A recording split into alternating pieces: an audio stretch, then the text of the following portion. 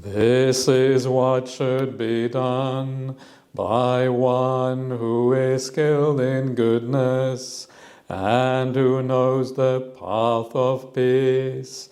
Let them be able and upright, straightforward and gentle in speech, humble and not conceited, contented and easily satisfied, not busy with duties, and frugal in their ways, peaceful and calm, and wise and skillful, not proud and demanding in nature.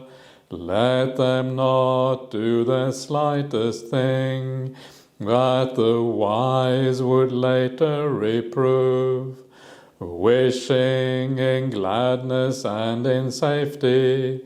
May all beings be happy, whatever living beings there may be, whether they are weak or strong, omitting none, the great or the mighty, medium, short or small, the seen and the unseen, those living near and far away, those born and to be born.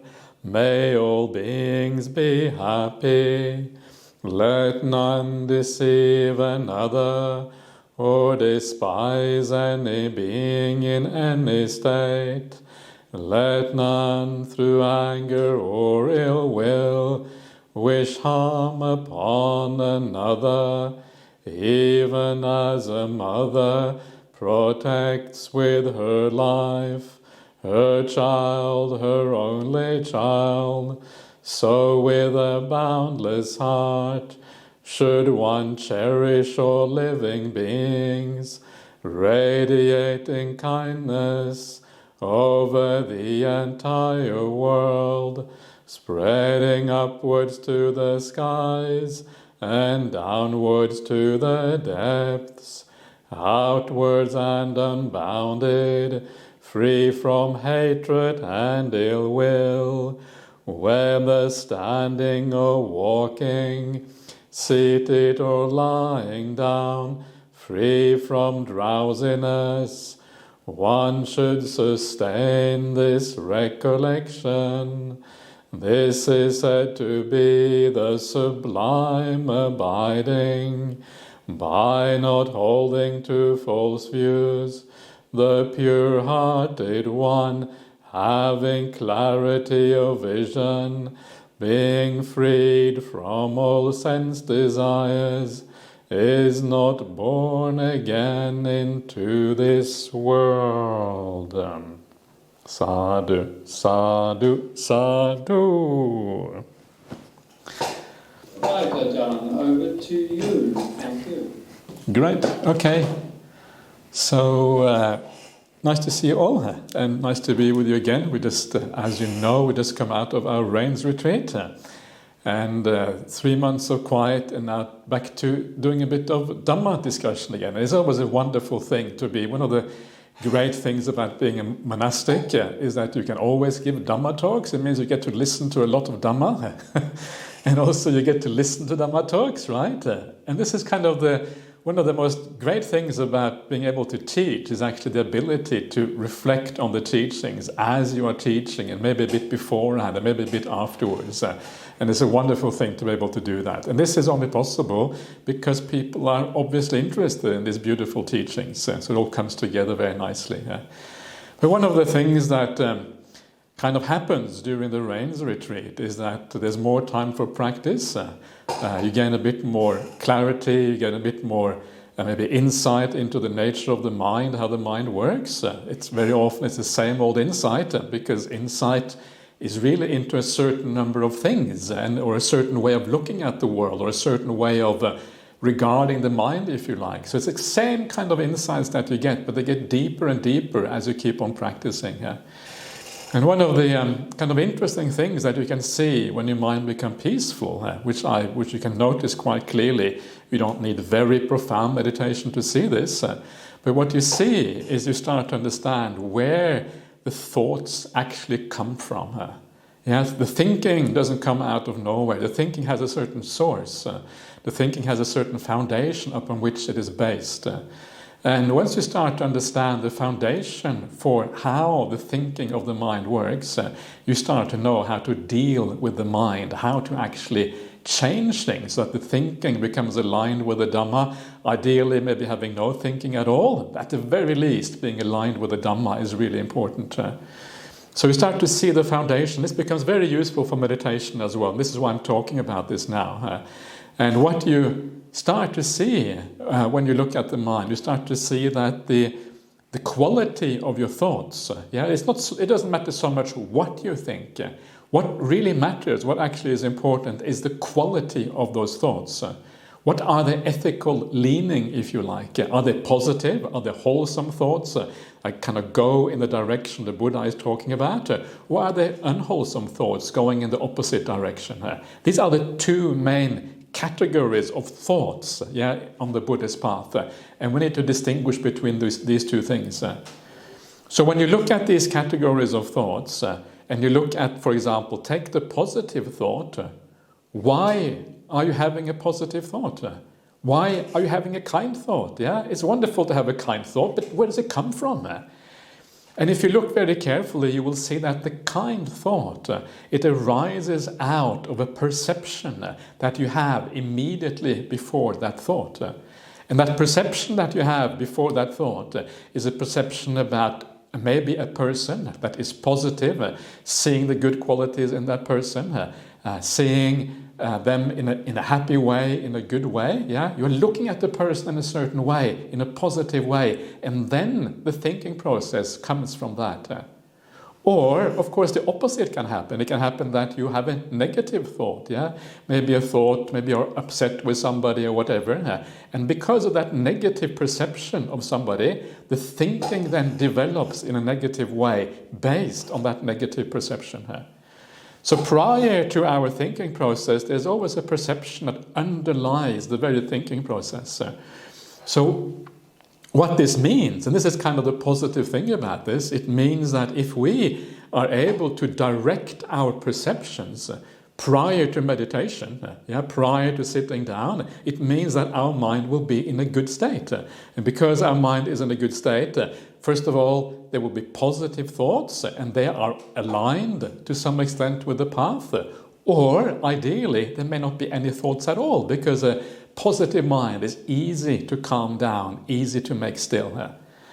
And unless you have that positive foundation in your meditation, it is almost impossible to do meditation with a negative mind. I would say, don't even try.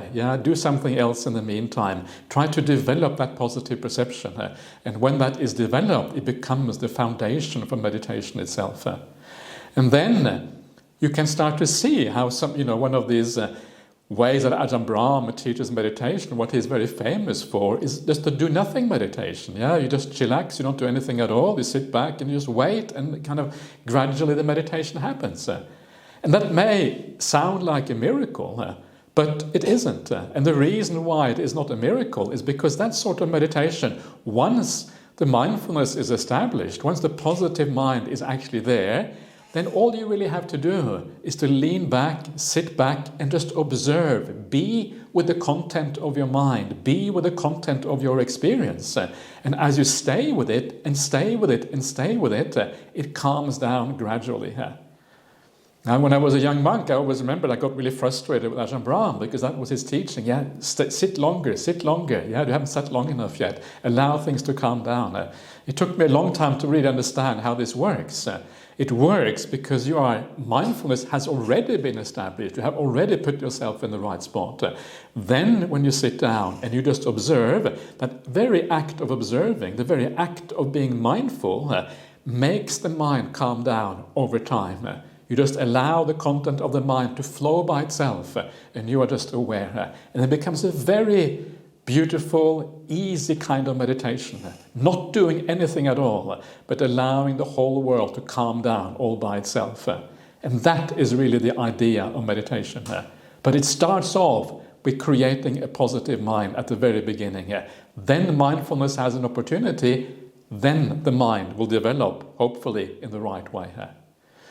So let's do a little bit of meditation together, and I will talk a little bit more afterwards about a variety of things, but let's see if we can find a little bit of peace first of all.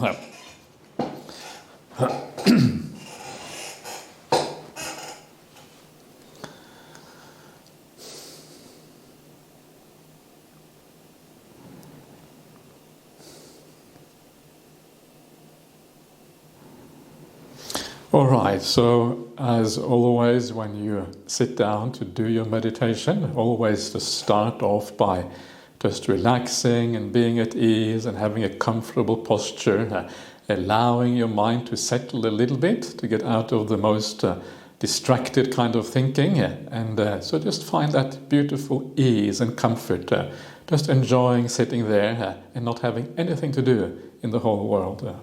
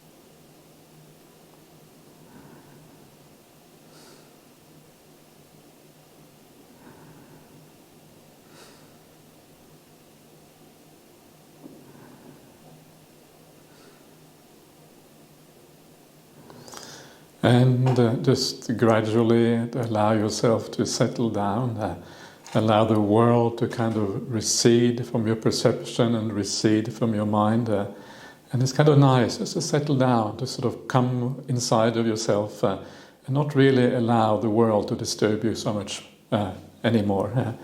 And as you do that, you become aware of the state of your mind.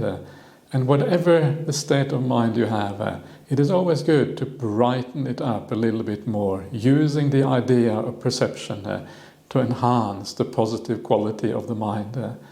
And to do that, it is often enough just to remember something positive, remember something nice, remember something you have done, remember something someone has done to you, something which made you feel joyful, peaceful, calm, maybe full of compassion or full of love, whatever it was, a positive feeling within her. And then by remembering that incident, remembering that time, that is often enough to brighten up the mind a little bit and make the mind ready for meditation practice.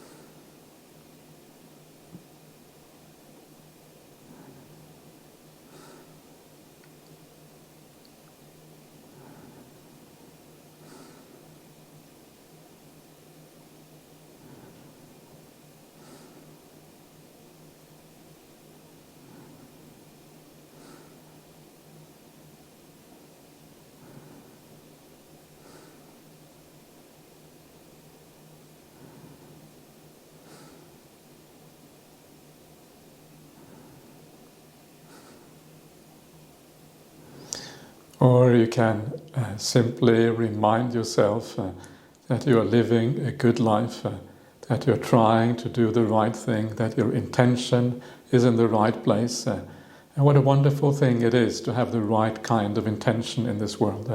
Even if you don't succeed, that very intention is worthy of an enormous amount of respect. So have a sense of gratitude towards yourself for making the most out of your life.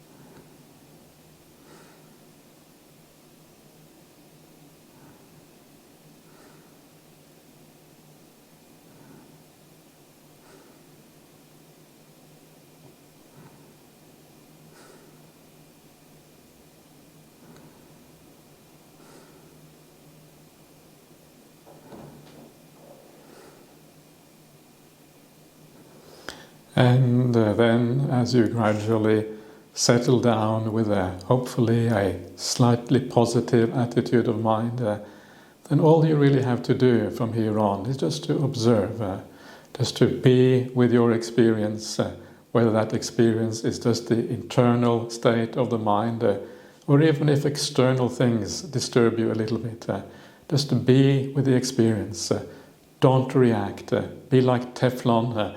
Everything just slips off straight away, and you're just present to see things arising and passing away without allowing it to stick in your mind at all.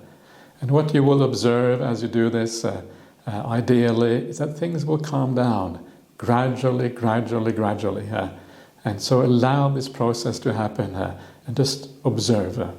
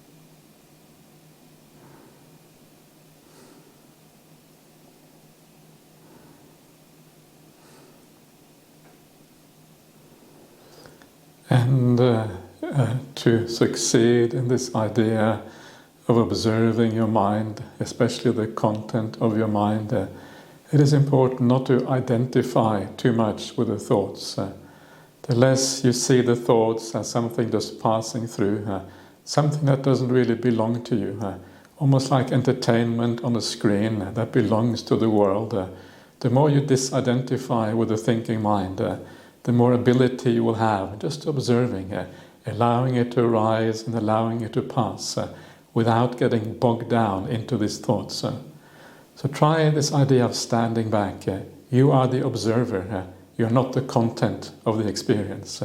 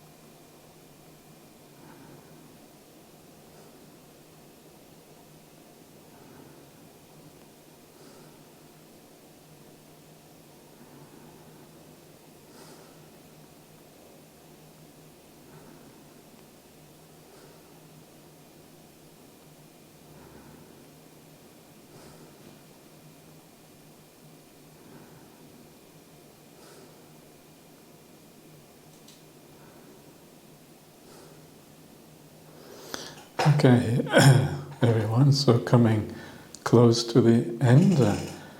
Before we come to the very end, just take a minute or two just to reflect on the meditation today. And if it has been nice and peaceful, if there has been an improvement in your mind state, ask yourself why that is the case. What are the perceptions, what are the intentions that lead you in the right direction here?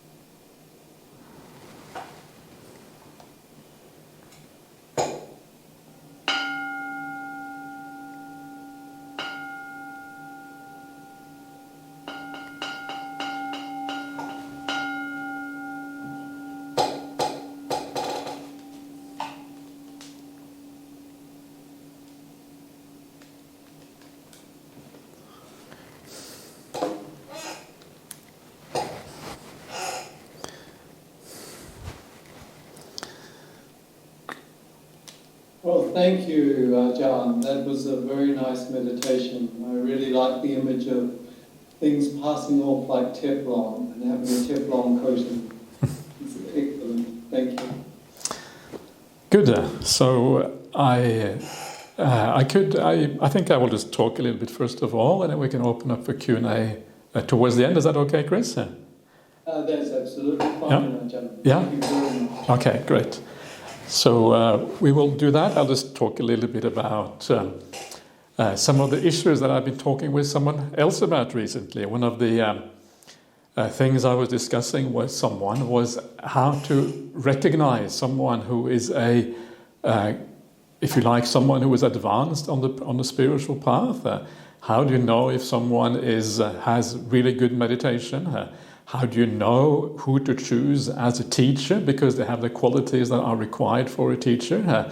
How do we distinguish in the world between those people who are truly profound from those people who are more kind of superficial but maybe nice nevertheless? And I think this is a very important point, because if we want to go all the way to the end of the path, it actually matters enormously that we distinguish true profundity from, if you like, more superficial qualities that are still nice, but they are more superficial nevertheless.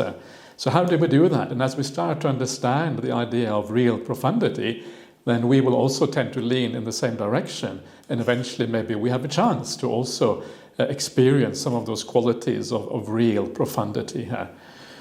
And there's one thing in particular I want to talk about, but before I do that, I want to say a little bit about what the suttas have to say about this. Yeah, this is the word of the Buddha. I think it is obligatory to always bring in the word of the Buddha during these talks. That's kind of my idea anyway. And what the Buddha says is very interesting. He says that when you come across a potential teacher or someone who is like a spiritual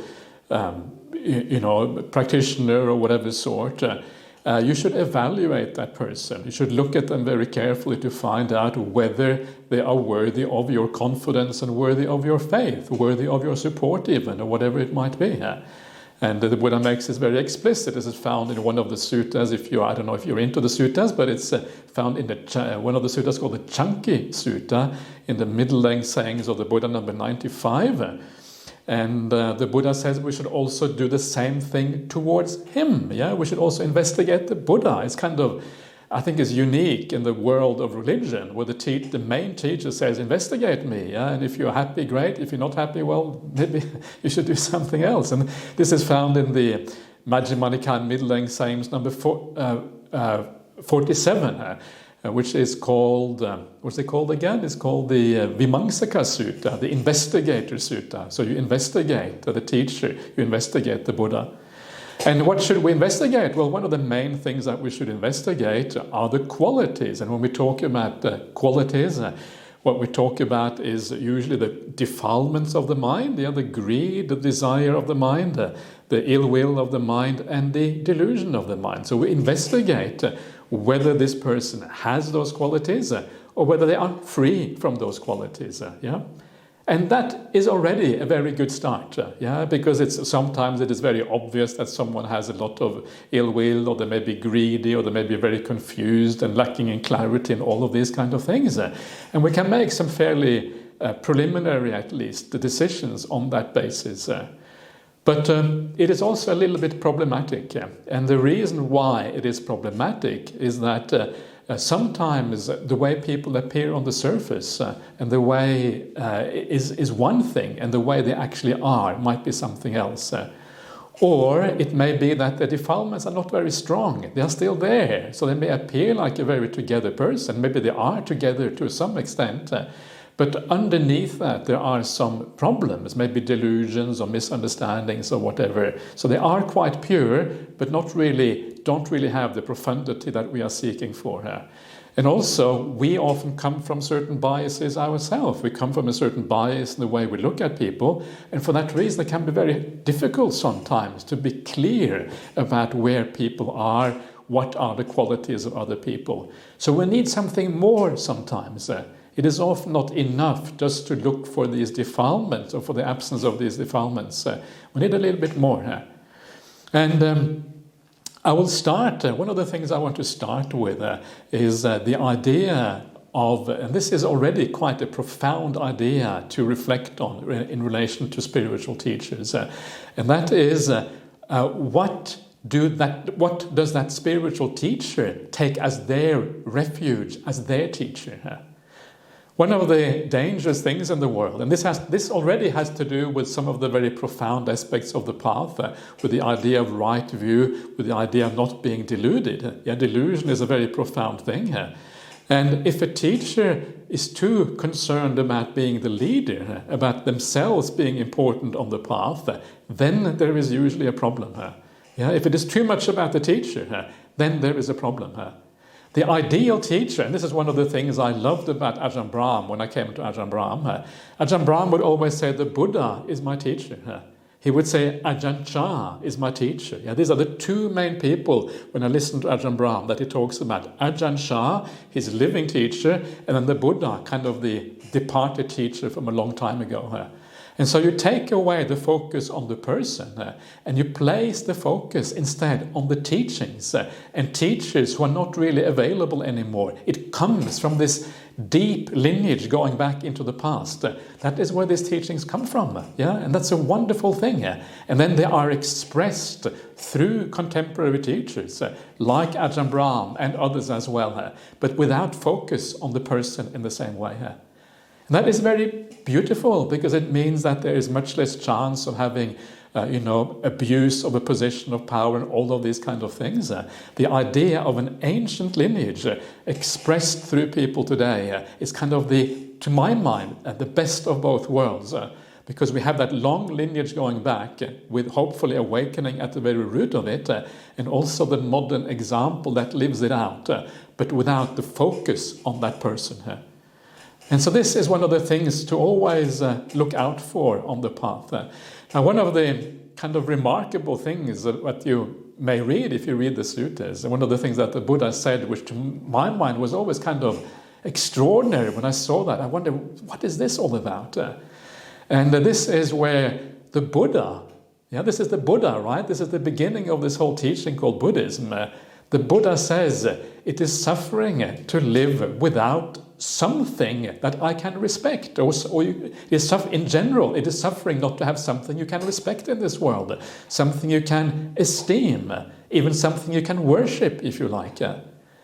And then the Buddha says, but I don't have anyone in this world. There's no one in this world who is more enlightened than I am. And if there is no one who is more enlightened than I am, then who am I going to esteem? Who am I going to respect? And the Buddha says, because not having something to esteem, it's like suffering. And then he says, well, what I will esteem and what I will respect, because there's no one in the world who knows more than I will respect that very Dhamma, that very goal, that very purpose, that very teaching that I have discovered. That is what I will respect in my life. And this is kind of very powerful. This is coming from the Buddha. This is coming from someone who really has their act together, to say the least.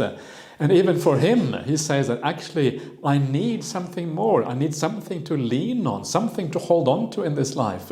Because if you haven't got that, there is a degree of suffering there. And it's certainly true for everyone else, but even true for the Buddha himself. And that is just extraordinary. It shows us something very interesting about the Dhamma, and that is even when you're fully enlightened, like the Buddha, there's still a residue of suffering left. Yeah, you still need something, some practice, some support, some Dhamma to hold on to, the meditation or whatever it might be. And then eventually, when you pass away, that's when kind of the full ending of suffering happens. So you can imagine how much more important it is to us to have something to hold on to. And for this reason, when you see a teacher, you want to evaluate someone's degree of awakening, the profundity of their wisdom, whatever it might be. Look at these kind of qualities. Who do they say is their teacher? Is the focus too much on them, or do they have someone else behind them who they're actually looking up to? So this is the first quality, and this is already very profound. And in many ways, this is maybe the most important thing that I will be saying tonight, because it gives us a very profound way of thinking about about this idea of non-self, in a sense, this idea of not focusing too much on individuals. But there is another thing, and this is where I come a little bit back to this, what I was discussing with this other person. And this is one of the things that we very often look for in someone who is to be our teacher, or someone who is to be anything in this world. We look for the kindness in the person. Yeah? Kindness is a very important part of the Buddhist path. If you take the idea of sila, that we talk about sila being this idea of our habits and how we kind of interact with the world, basically kindness can summarize that sila in a very nice way. And so we should always look for kindness, of course. But there is a problem there, and that is that kindness is often not enough. And the reason for that is, if you start to look into the world, you will see that there are many kinds of people who are kind. Some people may not be very profound, but they may still have very pure hearts. Some people may be kind for maybe even the wrong reasons. Some people, because they have low self-esteem, may be kind. So they suppress their anger, or they suppress their ill will because they don't feel good about themselves. So kindness can be there for many different reasons, and not always for the right reason. So it's not sufficient. And one of the problems with kindness is that one of the things that we are always looking for in the world, we're looking for people that it feels good to us to be around. You want to be around someone it feels good to be around. How do you choose your friends? How do you choose your colleagues? Well, usually you choose those people who you feel at ease with. How do you choose a partner in life? How do you choose anyone to be in your life? Well, someone who says the right things to you. Someone who tells you that you are okay. Someone who says kind things to you. Someone who does all of these right things. And so we have a vested interest in liking people who are kind. And sometimes we don't look behind the facade. We say this must be a very good spiritual person. They must be very profound. Why? Because they are so kind. And we can end up being trapped by this idea because of our motivated thinking, motivated reasoning. We are motivated by a self-bias in accepting people because they are kind. And very often people are kind for all kinds of reasons, as I just mentioned before. It may be because they want to be liked, it may be because of whatever. And it is not always just because of pure spiritual qualities. And so we have to be careful here, because one of the things about someone who is very advanced on the spiritual path, whose meditation is profound, who has a deep insight into these teachings, is that they don't really, they are kind, of course, but the kindness is of a very pure sort. It is not a kindness that comes from attachment. It is not a kindness that comes because they want to please you. It is not a kindness that is done for some ulterior motive. It is an independent kindness. It is a kindness with integrity that comes from within because they know it is the right thing to do. And they don't really care about you, right? They care about you, but in a larger kind of way. They don't care about you because they want to make you a friend. They don't care necessarily about your immediate feelings. If they are going to be your teacher, sometimes they may tell you about your flaws, right? And sometimes it can be painful to hear about your flaws. Or sometimes they may not be willing to reciprocate when you are trying to manipulate them, right? They will withstand that kind of manipulation.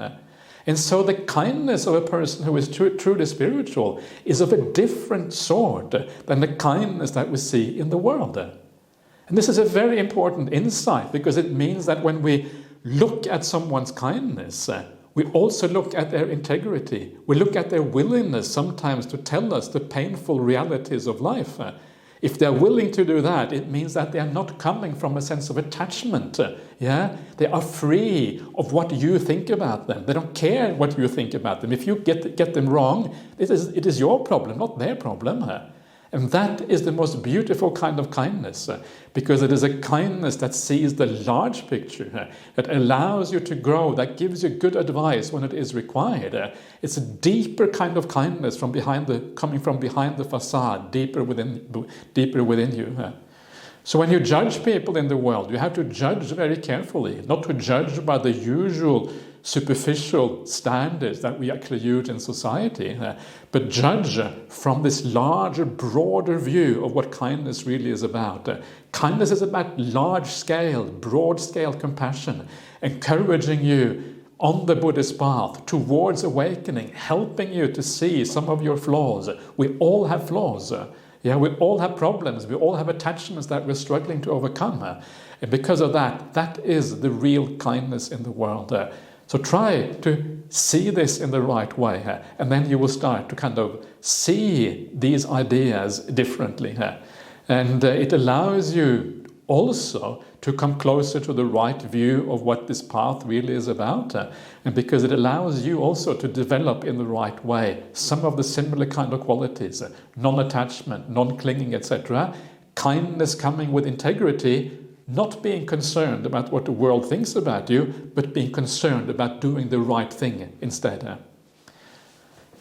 So this is the idea of kindness, looking at kindness in the right way.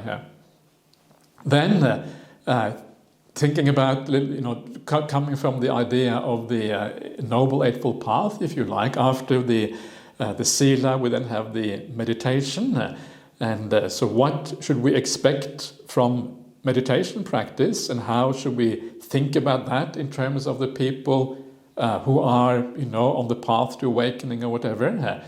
Now, one of the critical things about meditation practice is the idea of mindfulness. Yeah, mindfulness is what is required to be able to sit down and to be able to let go, just like we were doing just before, trying to just be with things and not being involved in all of these kind of things.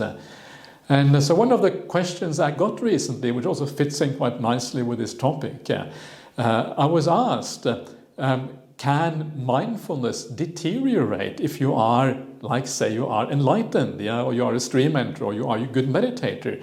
Can mindfulness actually deteriorate? And it is an important question, because again it has to do with how we look at people in the world.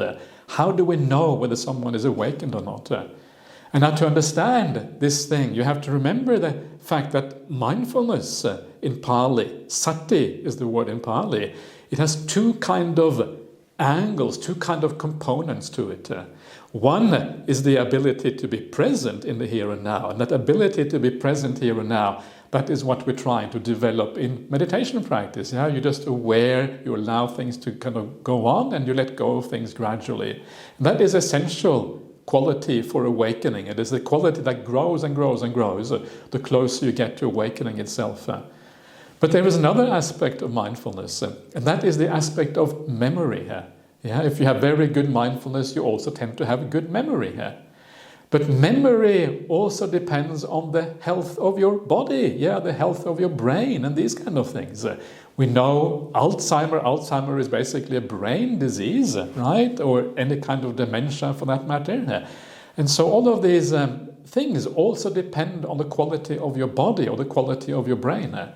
And so it is possible, to be very a very good meditator, or even very spiritually advanced, or maybe even enlightened, and still kind of get some of these brain diseases that actually limit the mind, and for that reason may reduce your memory, for example. I don't know if you will go senile, maybe you even go senile, maybe if you get Alzheimer, it might end up like that. So memory is not such a good way of deciding whether someone is awakened or not. You can see people getting older. You can see people, even the best meditators. You see someone like Ajahn Chah, for example, who very famously almost lost his ability to communicate with people. He was almost like a vegetable for the last years of his life. And this is from someone who many people would say was enlightened before that. It's because the body traps the mind, and this happens to all of us. You need to navigate this in the right way to understand what are the real spiritual qualities and what are qualities that actually can deteriorate.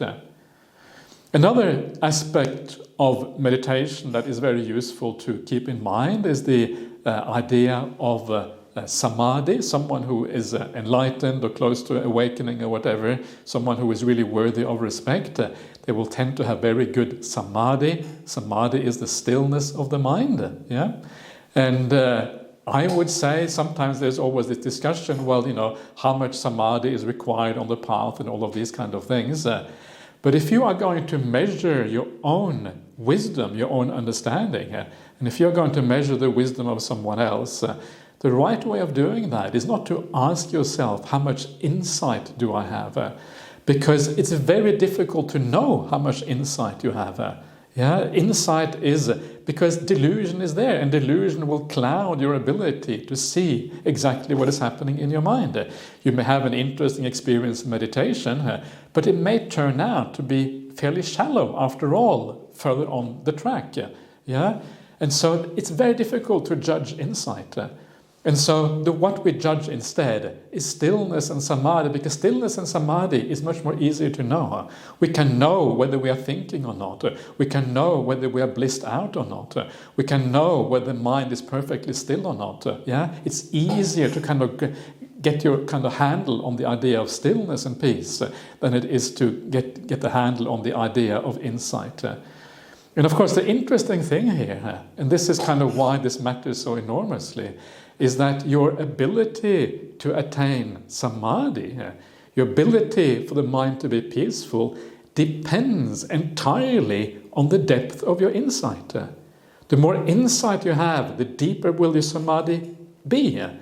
And the reason for that is very, very simple. Because if you have deep insight, it means that you know where suffering and happiness are to be found in the world. Deep insight means you understand that there are certain things in the world that are suffering. And when you understand that in a deep way, you can abandon those things. And because you can abandon them, because you're not interested in them, because you can let them go so easily, samadhi is always accessible to you. So anyone who is profound, anyone who is a deep person, is someone who accesses samadhi very easily. And you see this in the suttas. I have to quote some suttas again. It's a long time, maybe 5 minutes now since I quoted the sutta, maybe 10 minutes. And one of the things that you see in the suttas is precisely this sort of thing. The Buddha says that the deeper your wisdom, the more powerful are what he calls the 5 spiritual faculties, the panch indriya. So if you are a stream enterer, your indriyas will have a certain strength. These are the faculties, the powers of the mind, if you like, the spiritual powers of the mind. If you are a non-returner, even more powerful. If an arahant, even more powerful.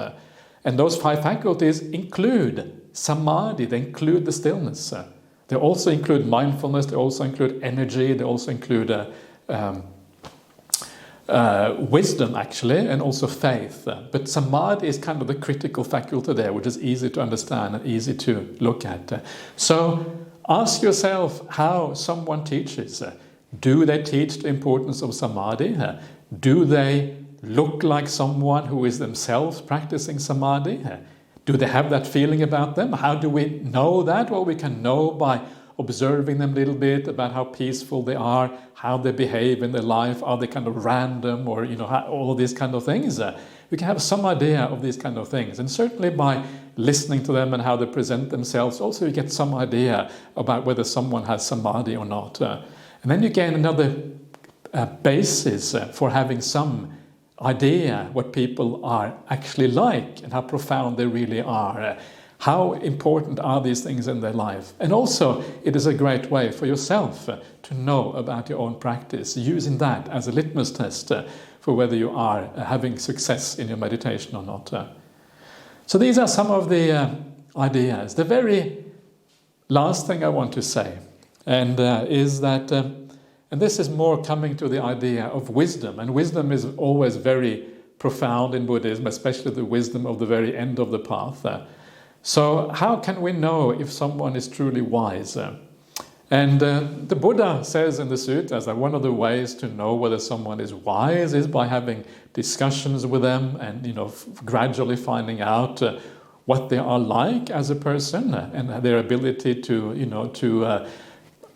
respond in a way that is wise in a certain sense. So all of these things are important. But one of the things to me that I always measure kind of the wisdom of someone with, and this is again a very profound thing, and I'm not sure if it will make any sense to you, but one of them is always to ask myself whether the person, whether they are inclined toward eternalist ideas, whether they are inclined toward seeing things in the world as eternal. In other words, whether they like to see the idea of an eternal God or an eternal mind or an eternal consciousness or something like that. Because Buddhism is not about eternalism. Buddhism is about the ending of suffering, and these are two quite different things. And wherever there is eternalism, there is not really the teaching of the Buddha. And this is one of the factors that I also, personally at least, use when deciding and having some idea whether someone is truly profound or not. So those are basically the things that I wanted to mention tonight, those things specifically, but the thing that really brought this thing to a head, and the reason why this came out, was really about the idea of sila. Yeah, sila is always there, and it's very easy to be attracted to kind people. But just because they're kind does not always mean that they are profound. Sometimes someone who is more profound may not be as kind, as someone who is truly someone who is not as profound. And the reason is because they don't really care about what we think about them. And so sometimes they may tell you the truth.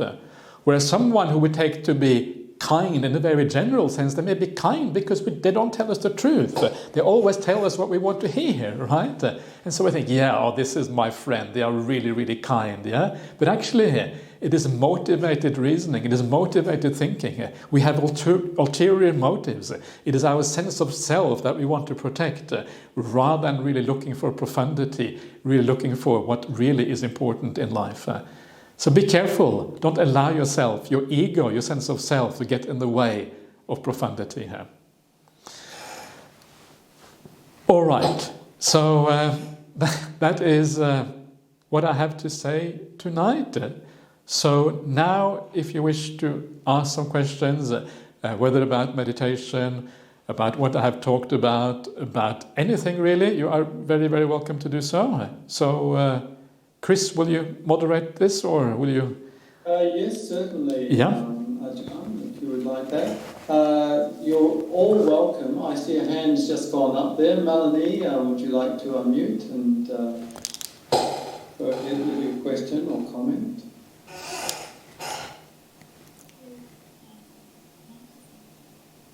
We can't hear you. Can you speak up a little? Yes. Hello. I have a question about the difference in two tiny terms in the sutta. Sabe sankhara anicca, sabe sankhara dukkha, and sabe dhamma anatta. I want to know the difference between sankhara and dhamma, if you could give concrete examples. And is there anywhere else in the sutta, because I haven't read much, I have read already, if it's interchangeable, if there's somewhere where the Buddha says sabe sankhara anicca dukkha, and anatta, sabbe sankhara. Hmm. And where it says sabbe Dhamma, anicca, dukkha. Yeah, no, okay, yeah, good, yeah. So, sure, no, I know exactly what you're talking about. This is consistent in the sutras. It's always sabbe sankhara anicca, sabbe sankhara dukkha, and sabbe dhamma anatta. It's always the same. That is the way it is, and I think there is a reason for that. And the idea of sankharas are like all the phenomena in the world. Yeah, whatever we can experience in the world. Phenomena, that is what sankhara is.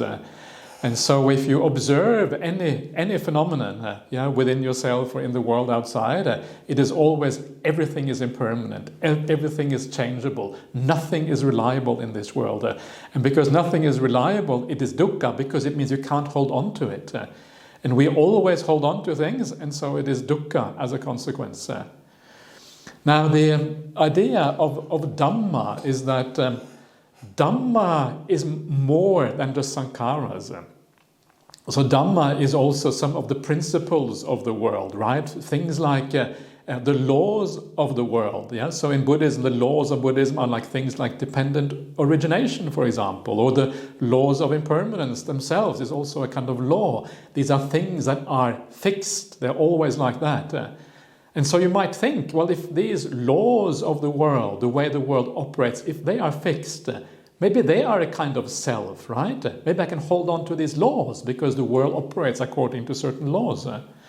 So the idea of Dhamma then is that even the laws of the world, even the kind of the ways that the world operate, they too are not really self. They have nothing to do with the self. You can't, there's nothing there that you can hold on to in that way.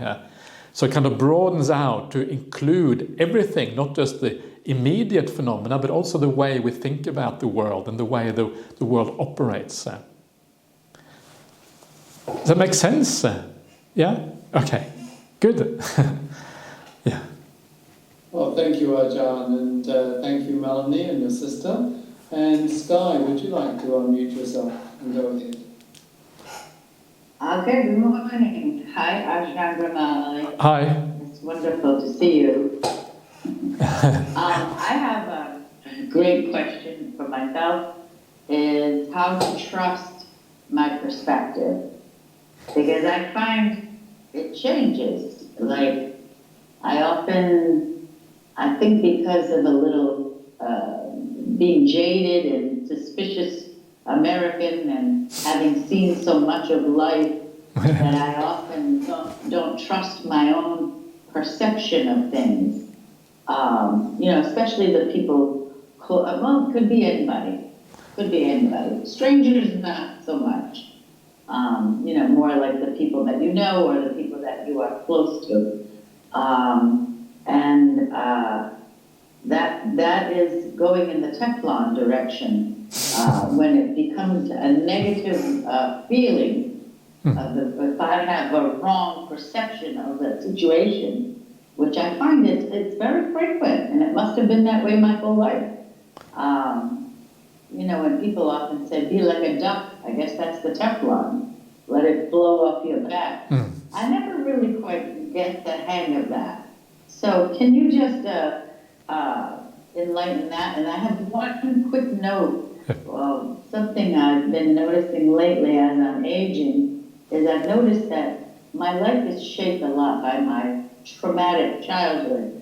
But as I get older and see the people around me even older than I am, I'm, from my seeking karuna, I want to help another person suffering by remembering everything good about them. But I decided to reverse it and try to remember everything good about me as well. And that was a really lovely discovery that I'm free to do that, But now I want to find more that I've suppressed, like seeing a picture of myself and not even recognizing who I was as a child. That's not me. That's a non-self, So anyway, the first question is perception is more important for me. Yeah. No. Thank you. Sorry, I went Good. on too long. That's all right. Yeah. No. So that's good. I think the the idea of not trusting your perceptions, there's actually a lot of wisdom in that, because our perceptions are very uncertain and very unreliable, and they come from all kinds of delusions and all kinds of things. So not trusting them is actually very good. One of the interesting things about if you develop metta and compassion, as you were saying, towards yourself and these kind of things. One of the interesting questions is when the Buddha talks about this in the suttas. It basically says we should develop kind of metta towards everyone, towards the whole world. Even if you get bandits sawing you apart with a two-handled saw, you should have metta for those bandits. That's a pretty tall order, right? But that's what he says. So it's serious. If the Buddha says so, well, we should actually be doing that. And so the question then is, that actually, it is not really about the truth of our perceptions. Perceptions are so uncertain, we don't know what the truth is. So we have to forget about the truth in a sense. So instead of trying to find the truth, what we have to do is we have to try to find perceptions that are useful, that actually go in the right direction, that help us on the path. That is far more important than seeking for truth, because often there is no truth. Often there is just alternative ways of looking at the world. There's different qualities in the same person. Some are good, some are bad, but there is no absolute truth at the end of the day. So instead of asking for truth, we should ask, what is useful? Okay, so this person here, they have these qualities, they have those qualities. Some are good, some are bad. Let me focus on the good qualities, and let me see those, and let me be really happy that they have some good qualities. What a wonderful thing that is. Yeah. It is not a given thing in the world that people should have good qualities. It is marvelous that they are there. Let me rejoice in that. And when you rejoice in the good qualities of other people, you banish all the negative stuff. It just disappears into the background, Or if someone really is a bad person, it's very difficult to find any kind of good qualities in them. Well, then, of course, you have compassion for them, because then they are in serious trouble. So either way, you find a way through the negativity and you build up the positive qualities instead. So sometimes I think we need to forget about the truth. We need to more focus on what is useful on the path. And truth is very often found in a very different area. Truth is often found in the area of things like impermanence, for example. That is the kind of truth we want to find. Everything is impermanent. All phenomena in the world, sabbe sankhara anicca. All phenomena in the world are impermanent. All things in the world are non-self. That is the truth that we want to unlock, because that is a truth that actually can be discovered. That is a truth that actually there is no doubt. That is when our perception will be certain. But perceptions about the world, about people, about politics, right? About all of these things, it is just so utterly unreliable. So just forget about it and go for that works on the path. Yeah, that's brilliant. Thank you so much. It's like you made me realize that when you hear something, your perception kicks in, and what happens, I can only use myself and what I observe in myself. I get a feeling, because I'm very quick.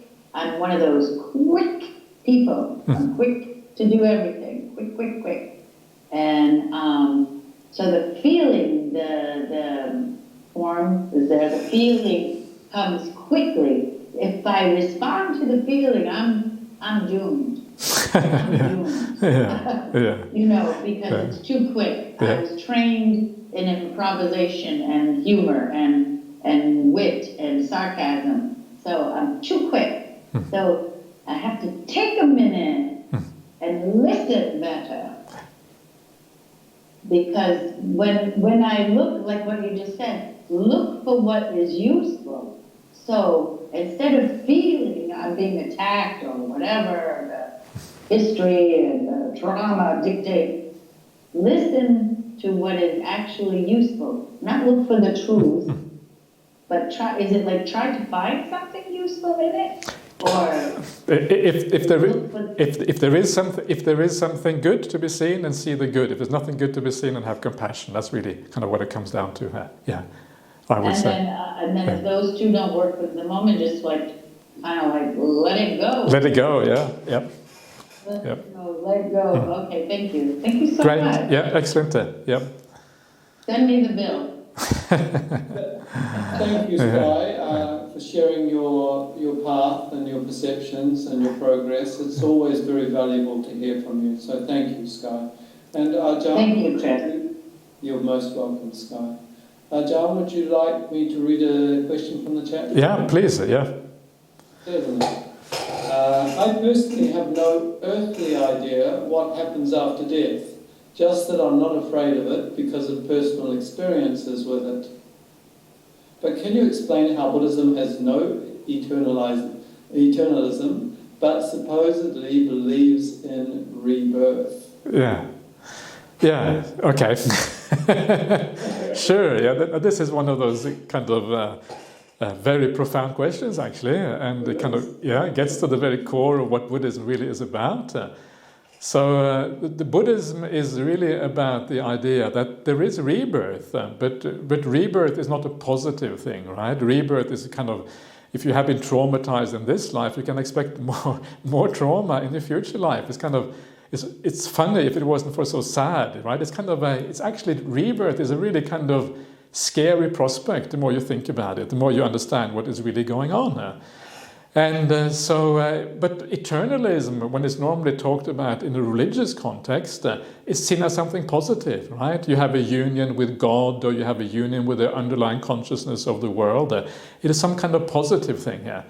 And so in Buddhism, we have this idea of rebirth, which is kind of a negative idea, and we're trying to stop the rebirth, but we don't say that there is an underlying eternal quality. Whereas in sometimes you find that one of the philosophies that is very common in the world is that actually there is this eternalist, eternal principle behind the facade of things. So when you die, you kind of merge with that eternal principle, call that God or the cosmic, ground of consciousness or whatever. So this is really the distinction here, that the round of rebirth is actually quite different from the idea of eternalism. Moreover, the round of rebirth can be stopped, whereas eternalism, obviously by its very nature, is something that goes on without any end in sight, so to speak. So the Buddha said that the eternalist idea is a human projection onto the universe. It is a human projection because we have a sense of self inside of us. That sense of self has a kind of permanence to it, and then we project that sense of permanence that we have inside of ourselves onto the world at large, the world outside of us. And that's how kind of the idea of a permanent kind of union with the world kind of comes about through meditation experiences and all of these kind of things. And this is where Buddhism is very, very radical, because it rejects that idea, which is kind of one of the core ideas of spirituality throughout the ages around the world. Anyway, I hope that makes a little bit of sense to you. If not, then try again next time. We'll see what happens. Very. Thank you very much. Yeah. Yes. I think it's also used to control people. Yeah. The notion, eternalism. Right. Probably. Yeah. I mean, it probably was, you probably know, I don't know, because I haven't studied it, but that maybe people, it was used as a way to control people, to try to get them to behave. Hell or heaven, hell or heaven, just trying to get people to behave, or could be some sort of a I can't even think of the word right now. I didn't sleep all night long. Some sort of a ancient, sort of mystical thing, because we didn't understand what death was. But that's interesting. Thank you very much. That's very helpful. Excellent. Good. Yeah. Great. I really appreciate you. Yeah. Thank you, Martha, and thank you, Ajahn. I have another question in the chat, Ajahn, if you're okay. Please. Yeah. I would like to ask Ajahn Brahmali if he has specific advice about what we can do outside meditation time that can make meditation take off easier, instead of forcing to sit down with active thoughts. Yeah. This is an extremely important question, because this is really where the idea of the spiritual path, it is much more than just meditation practice. The spiritual path is something that we need to integrate into your whole life. Yeah, your whole life should be about spirituality. And the reason why it should be, your whole life should be about this, is because this is the meaning of life. This is the purpose of life. This is where you develop your mind. This is where you change yourself. This is where you end up when you die. You end up in a better place than you started out when you got born into this world. Yeah. So this whole idea, the spiritual practice, the development of the mind, there is nothing else in the world that is truly meaningful. This is really, really meaningful. And so if you want to live a fulfilled life, this is what it is about. And the development of the mind happens at any time. Yeah, it is not just in your meditation practice. It happens when you meet people in ordinary life, when you go to work, when you're at home, when you do your hobbies, when you kind of, watching entertainment or whatever. Yeah, in all of these cases, the development of the mind should always be at the back of your mind somehow. This is what life is about. And so we bring it into our life, and it's quite simple in many ways, right? With the simple ideas that we talked about today, ideas such as kindness, ideas such as compassion, ideas like generosity. You bring that into every aspect of your life. Yeah, right now, together here, all of us together here, right in this moment, we develop that kind of kindness to each other. Yeah, in everything you do, and then that is where kind of the idea of the spiritual path really starts to take hold. Now, coming back to what I was saying before, I was saying the underlying thing that kind of lies behind the thinking mind are our perceptions of the world. Yeah, we perceive things in a certain way, and once you have a perception, the mind tends to think in accordance with that perception. So if you have a defiled perception, the thinking carries on according to those defilements. If you have a pure perception, then you can think very pure thoughts and very kind thoughts and all of these kind of things. So one of the things that we need to do in our life is to develop those perceptions. And as you develop your perceptions, as you change your outlook, as you start to look at the world in a different way, then those perceptions start to inform your thinking mind. They start to lie behind what you think. So if we can change our perceptions in daily life, by looking at things in a new way, looking at people in a new way, having more compassion, having more care, having more kindness, having more understanding, overcoming our ill will, remembering impermanence, remembering that everyone in this world is suffering. Remember, when people do something bad, it's probably because they suffer, right? It's probably because they're having a bad day. It's probably because they have some bad conditioning, maybe not in this life, but if not in this life, in a past life. Guaranteed, there's a reason why they're doing stupid things. And so by developing these very fundamental ideas, these fundamental outlooks, and this is something you can do at any time during the day, these are always open, because this is about using your thinking mind, using your right view to guide your perceptions, guide the way you look at things, then you can always be on the spiritual path.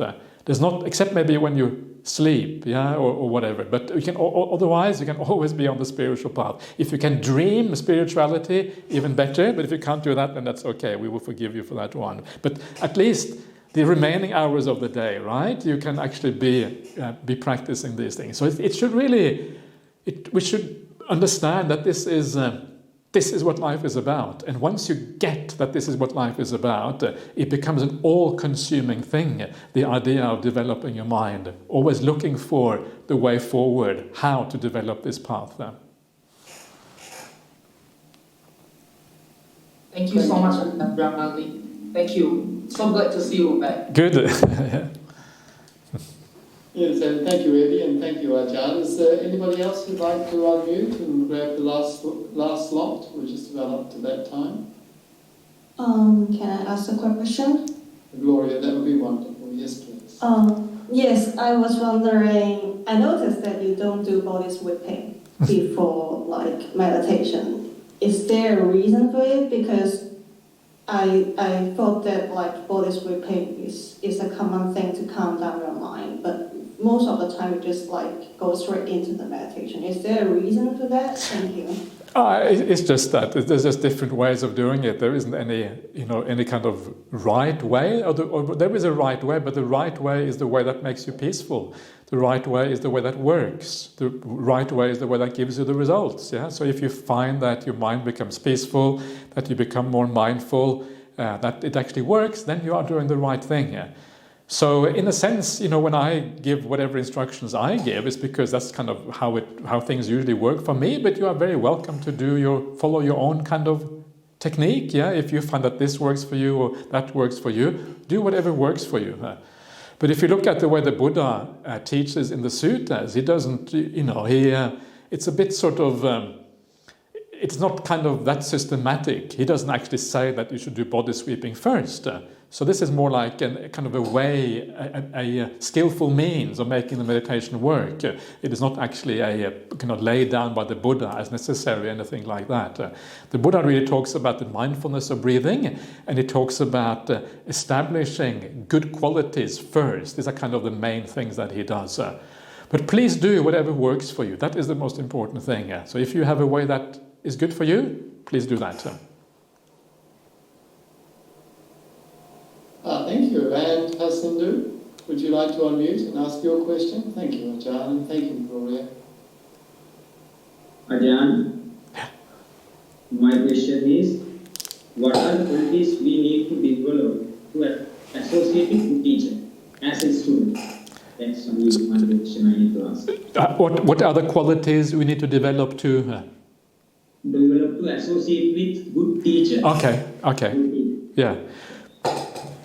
So it's interesting because in a sense the suttas they start off with the association with good teachers. That's kind of almost like the beginning point, because once you come across a good teacher, that is when you kind of start to gain right view. Yeah, so it kind of begins with that, and then kind of the path develops. So it's interesting that you should say, what do we need to do to even do that? Yeah, because this is kind of how do we even get started? In other words, what comes before we start? Yeah, maybe that's the question here. And there's always something else, so you can always take it back further. So I would say the most important thing to be able to meet good teachers is, first of all, you need to have an interest in spirituality. You have to understand that this is actually very meaningful. Yeah, the spiritual life. And that's why very often this starts with dukkha. Yeah? When we start to experience dukkha, whether it is the experience of suffering or whether it's an insight into suffering, either of those, that is when we start to seek the spiritual path because we want to find a solution. But the other thing that we should be careful with, and this is one of the reasons I gave the talk today, is that we should be careful not to be deluded about spiritual qualities. It's very easy to get these things wrong because they are very profound. And so we should always try to have an open mind, always kind of correct our course, correct the way we look at things, trying to see behind the facade and see deeper into things. And then we start to understand what really deep spiritual qualities, what they really are about. And they're not really about ordinary kindness. They're not about the ordinary give and take of life. They're not about attachment. They're not about being kind because you will be kind back to me. They're not about these ordinary things in the world. It's a much broader and much larger thing. And that is what I would call non-delusion. Honesty, seeking the truth, always seeking the truth. And if you are a seeker of truth, eventually you will find it. Well, thank you very much, Ajahn. Wise answer for me. Sorry, Pasandu. And thank you too, Pasandu. Thank you, Ajahn. It's been a most interesting evening. The image of Teflon is going to be stuck in my mind. It's a beautiful one to remind me of letting things slide away. Ajahn, would you like to leave us with... We can just pay respect to the Buddha. Shall we do that together? Yes, So, yeah. So we'll do that. I'll do the simple chanting for the Buddha. Arahang Samma Sambuddho Bhagava Buddhang Bhagavantang Abhivademi. Svakato Bhagavata Dhammo Dhammang Namasami Supatipanno Bhagavato Savaka Sangho Sanghang Namami.